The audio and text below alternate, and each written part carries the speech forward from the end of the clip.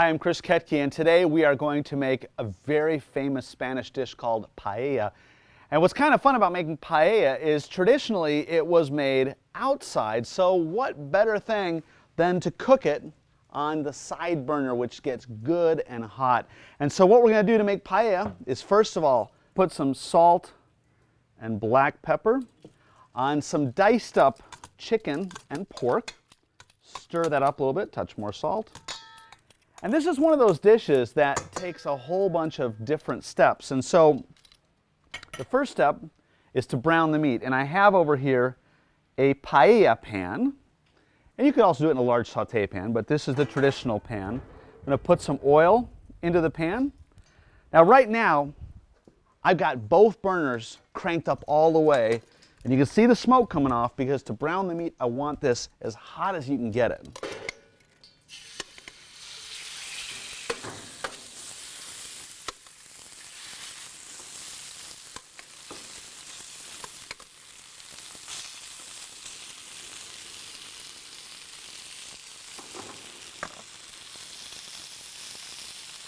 Once the meat is brown, I'm just going to take the paella pan off the heat briefly, and then slide it onto a plate. And we're going to come back to this later because at this point, the meat is not completely cooked. It's just browned on the outside. I'm going to put the pan back onto the side burner. I'm going to put in some more olive oil. Being a good Spanish dish, we're going to put a bunch of olive oil into it. And then I'm going to put diced up onions. And I'm going to go ahead and put in a couple cloves of minced up garlic as well. And so the next step is to cook the onions and garlic completely. Now this is where you may want to turn the burners down just a bit because you saw how hot the pan was before. If you cook the onions with that intensity of heat, you might burn the onions. So the beauty of this burner is it can get really, really hot, and you can also regulate the heat down so you get a cooking that's perfect. After several minutes, the onions are completely cooked, and in goes the next batch of ingredients. I have some diced up tomatoes. Put them in the pan, along with some green beans.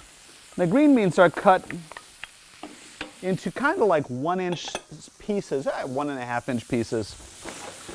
And what I'm going to do then is cook this for just about 3 or 4 minutes, because what's going to happen is I want those tomatoes to soften a little bit and the green beans are going to warm up, and then we're ready for the next batch of ingredients. The next step in our paella is basically to put all the rest of the ingredients into the paella pan. So in goes some garbanzos. These are canned garbanzos. They're already cooked. I'm going to put in medium grain rice. So that's looking really good. I'm going to put in a can of artichoke hearts.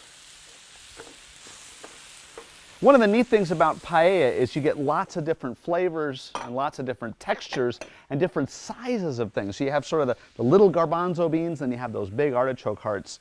Now for seasoning, I'm going to put in saffron. Saffron is the critical ingredient in a paella. And you can see right here, it's these little parts of a flower, little stamens of a crocus flower. And it doesn't take much saffron, which is a good thing, because saffron is really expensive, the most expensive spice out there. But a little bit goes a long way. And then I'm going to put in some paprika. Get it all in there we go.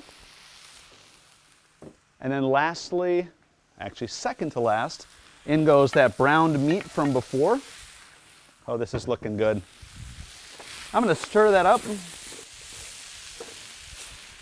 And the only ingredient that we're missing at this point, it's kind of very, very important ingredient,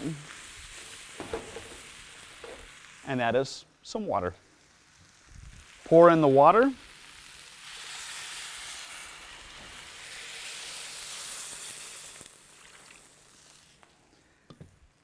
That's kind of perfect. Goes right up to the top, just where you want it to be.